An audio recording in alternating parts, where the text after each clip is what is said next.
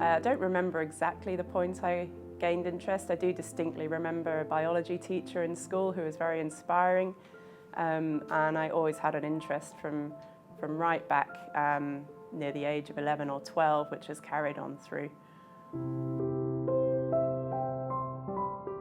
How did I get here? That's a good question. I've always had an interest in studying human disease, infection and immunity and the immune system. I came to arrive in the field of allergy research in a slightly indirect way via the field of parasitology. I think I've always been fascinated with how the body handles infection, disease, how it can repair itself, how it works to protect us from disease, and when things go wrong, such as in the case of allergy, where the body starts to mount inappropriate responses to things that it shouldn't normally. At the end of the day, I've really liked being in this field with the feeling of being able to make a difference and contribute to really understanding that and using that understanding to help improve treatment and prevention of disease.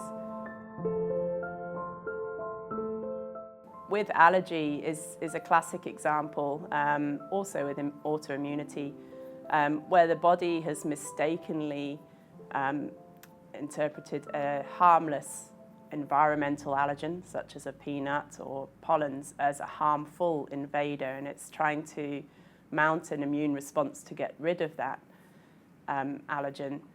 Essentially, it's the immune system's developed an inappropriate response and has mistaken a harmless invader for something that is harmful and mounted a response to try and get rid of that substance. We've been fortunate enough in the research that's been funded by the Australian Food Allergy Foundation to be able to identify small fragments of proteins within peanuts that we're able to use to create a treatment that can be delivered to people with peanut allergy and used to essentially reset the immune system or switch off the allergic response and allow them to be able to tolerate peanut and not to experience anaphylaxis upon encounter.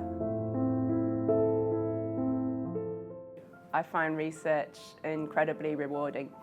It's motivating. You're always learning something new. There may be difficult times. It can take a long time to reach an answer you're hoping to achieve. But the fact that you're actually contributing something to being able to actually benefit mankind, human health, treatment of disease, children, adults, actually really contribute to improving the lives of others. And at the same time, it's immensely interesting. There's always something new to learn. You never get bored.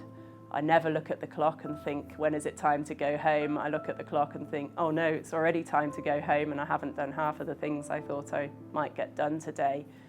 I'd say the same for anyone in research. You're in research because you've got a passion for research and you want to make a difference and you find research stimulating. It's not a career just to pay your salary or have a living. It's much more than that. The more funding you can get, the more research you can do. There's no ceiling on the amount of research you can do, and the more research you do, the more likely you're going to be to reach the goal you're trying to achieve. The more likely you're going to be to actually find a cure or that treatment. So it's really critical to have sufficient funding to be able to employ people to do that work. You can't do that without a decent team of people to do the work. Something we found during our project, I was employed on a grant from the Food Allergy Foundation, but as we started to generate exciting data, we needed more than my pair of hands to continue that research, and the Food Allergy Foundation was able to give us additional funding, which allowed us to actually bring on board 2 more people to help progress that research, and that's been really critical to get it to where it is today.